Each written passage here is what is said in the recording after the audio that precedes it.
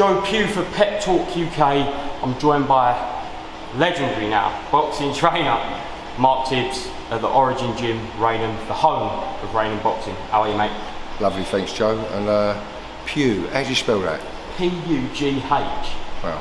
Pugh, yeah. What sort of, where does that come from, that name? I don't know, but I come from Raynham, so. Oh, you're a Raynham boy, yeah? I'm Raynham boy, okay, yeah. I could walk here. That's why it's my favourite gym. Gotcha. No, but you good? Be good? Yeah, lovely, thanks, Joe. Not bad. I've been good, yeah, been good. I mean, this warm weather's, I shouldn't moan, but it's a bit too warm, isn't it? Oh yeah, definitely. I think the gym's the coolest place I've been all week. I love it. It's nice. It's good. It's got all the facilities I need. I've got the VO2 system over there for when and we need to use it. I've got the massage room. We've got the the physios here. We've got the strength and conditioning area outside and downstairs. It's a great gym. It serves all my needs. Yeah, it's good. And great young new stable. I saw here today. I saw John Hedges, Harvey Horn, got Romford Ball, Johnny Fisher.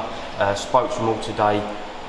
Is there a vibe in this gym? Because I'm feeling it. I'm feeling like a really good vibe, and I think you've got a great crop of new talent. Yeah. No. Well, Harvey Horn's been about for a little while. He's a WBO European champion. I think he's. I'm sure you've interviewed him. Just now he's up and running again. He's got 3 fights booked in with Cali and Nisa Sauerland, I believe, and Wasserman. So it's nice to get Harvey back because he's very, very well experienced. He's especially with such a decorated amateur career, and world and European wise. So he's good to get around. This young talent, because the bits and pieces what he does with myself and the S&C guys, Sonny Cannon and Stephen Andrews, it all rubs off on them all. You know what I mean? So yeah, that's good. And John Hedges obviously looking to be back out in early autumn. How much has he improved? Well, John's. I was away a little while. Working away in America and in Spain, so I've just started to get my teeth into John a little bit, and I hear he's got a date in September coming up, so that'd be good. It'd be nice to work his corner. And he before I went to the US and to Spain, he had a serious spar with Louis Edmondson, and I only took him on about a week before I got him. And I'd like to have a look at him, to tell the truth, for a couple of weeks before I put him in such competitive sparring, so to speak. And it was a really, really good spar, and he held his own really, really well, and he was clever about it. He was really clever about it. To be fair, where I've been away, I've had sporadic sparring with him, so I've not built any momentum just yet. But I've got a one-to-one session with him tomorrow, and I've had sessions with him, one-to-ones, and I think he's got a very bright future in boxing, and he's just 19 years old. So he's got time on his side. Might be 20. yeah, I think he's 19. 19, that's right. 19. So he's got time on his side, and he's lovely and tall. He's rangy, and he's got to be a little bit more busy. Forget about power punching. A little bit more busy and use them legs and that range. Because he's a very, very good boxer. I mean, I took him down to Fab Wardley's gym yesterday, and because there was someone down there that he could get some rounds in with, and his jab was very, very. It was the best it's ever been yesterday. So yeah, so them little improvements are improvements that you've got to make when you're built like you're built. You've got to make the most of what you've got, and then in time and with experience, he'll start planting a few and shaking a few up. That's what it's all about, yeah. We've got also Johnny Fisher, who I spoke to you both earlier, but he's got a confirmed date of the 7th of August. Is he ready? Of course he's ready. I mean, he could fight today. He's ready. He's very eager and loves to learn, loves to be in the gym, and You know, I've got a structure, but with them ones that feel they need to be doing something, you got to keep them busy, because don't want them going stale, and they do learn. So obviously sometimes you got to tell them straight, look them in the eyes, and tell them to have a day off or two. But Johnny could fight tomorrow. Yeah. You mentioned working away in the US, and it's been in the news recently about obviously Tyson Fury's camp in the US. COVID managed to work its way into the camp. You know what it's like out there. How easy is it for that to happen, or were you shocked when you read the story? No, I wasn't shocked at all. I mean, it's happened, you know, it's happened around ourselves. Our boys, our trainers, they test themselves daily. And Stephen Andrews, his wife, contracted, my assistant Stephen Andrews, his wife contracted COVID last week sometime, and his young son. So obviously we've had to keep him out of the gym, and so we know how easy it could happen. One of the other guys here, one of the amateur guys here, was floating about. I ain't seen him for a few days. I see him today. I said, "Where you been, Finn?" He says, "I had COVID. I tested positive." He done the sensible thing and kept away. So, you know, so it happened. So yeah, no, I'm not surprised that happened. No. What do you make of people saying that it was faked, he didn't have COVID, and it was just done to enhance the ticket sales for later on in the year? Well, you know, I don't think nothing of it really. It's none of my business. I listen and I watch, and I take from it what I want to take from it. But I wasn't there, so I don't know. So yeah. Simple as that, really. I mean, it can happen. As I say, I'll just give you a perfect example how it's happened to one of my guy's wives who's in the camp, so we keep him out of the gym. So if he was in the gym and he didn't tell us, he could have brought it in the gym. So at the moment, I trust the boys, and they send me over in a group text every couple of days their testes, and so far so good. We're playing the game.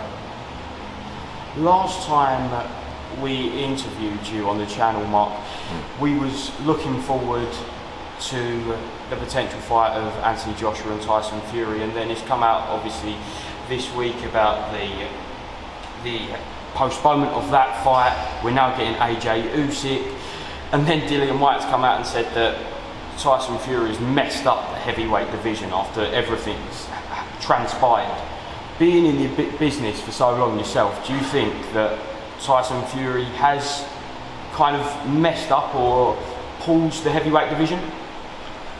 Well, if he has, if he has, it's not intentionally. It happens. You know, the man's infected with a disease, or his team's infected with a disease that you've got government guidelines. So you know, if that's what it says, that's what it says. Shit happens. Do you know what I'm saying? So, but I can understand Dillian's frustration, and but you know, once he calms down and looks at the bigger picture, it is what it is. And you still think he deserves that world title shot? Absolutely, yeah. Why not? Why not? Of course he does. He deserves that shot. And why not? He's looking at slipping in there, and he's owed it. He should. You know, I'd like to see it. I'd like to see him Dillian versus Wilder, or Dillian versus Anthony Joshua, or Dillian versus Fury, more than what's out there now. Do you think Dillian is capable of beating the likes of Fury, Wilder and Joshua? It's a difficult task. I was in Vegas with Tyson Fury. I only watched him from a distance. He's big, he's natural, he's been around the sport since he's been knee-high. You know, he's very witty and gritty, and man can box, man can fight. So I feel he's the best out there today. He's going to be a big problem for them all, and I think he's. But listen, Dillian Whyte's got that. He's got that. He's an hard worker, and he's got experience along the way. And why not? You know, it happens. I mean, someone of Dillian's nature can pull it off for sure. But I feel that Tyson Fury is the best out there at the minute. Yeah.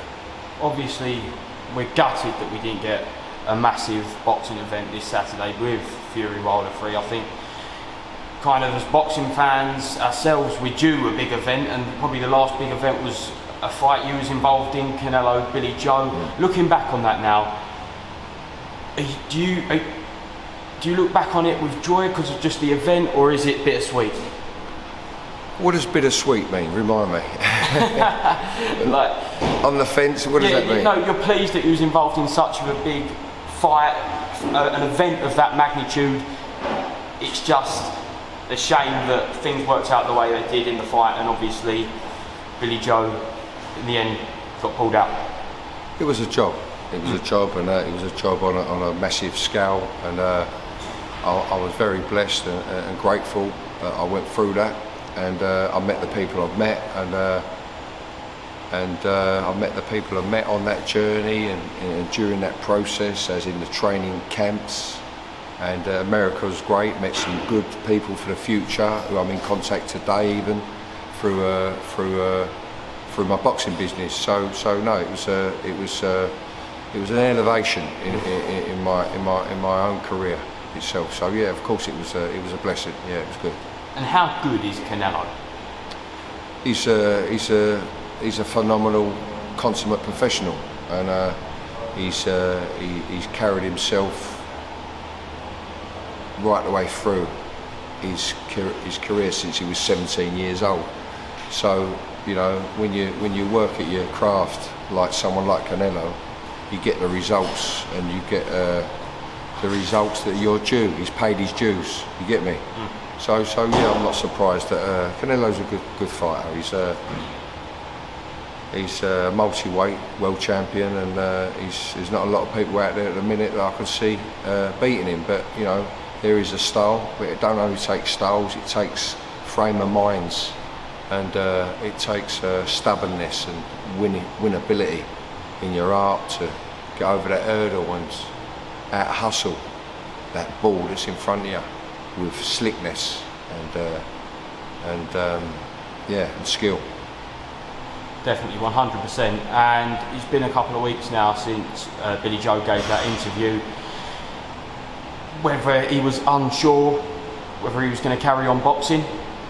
First of all, have you had any contact with Billy Joe recently about the future of his career, and do you think he will carry on? I'm not too sure if he'll carry on or not. I've not had no contact with Billy Joe, no. We haven't had no contact, no. I'm not too sure if Billy Joe will continue fighting. I've just got to look at what the landscape is at the moment. You know what I mean? I wish Billy Joe and his family all the best. And it was unfortunate he got his eye socket broke in the 8th round. Yeah. And if he was to come back, do you think you'd still be working with him? No. Okay. No. Yeah. Okay, and something that I'm really looking forward to from next week is the Olympics. I love Olympic boxing. Mark, do you follow the Olympics, and have you got your eye on anyone? Do you know what? I've never had my eye on anyone, really. But I admire and I watch people throughout the sport. I like Fraser Clark. I like him. Big Fraser. I met Big Fraser in Loughborough University once in some sparring I had for Dillian, and I met him there, and he was on fire that day.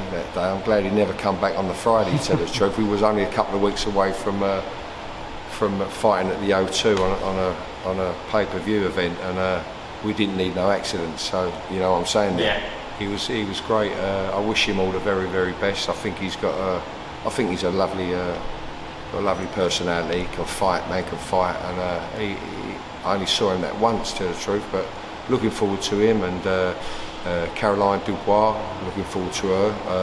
Met her a couple of times, and obviously spent a lot of time in the Peacock with her, and my association with Daniel. So I've got I hope she does the business. I hear that she's read up. So yeah, that's the only interest I have in our fighters. Yeah.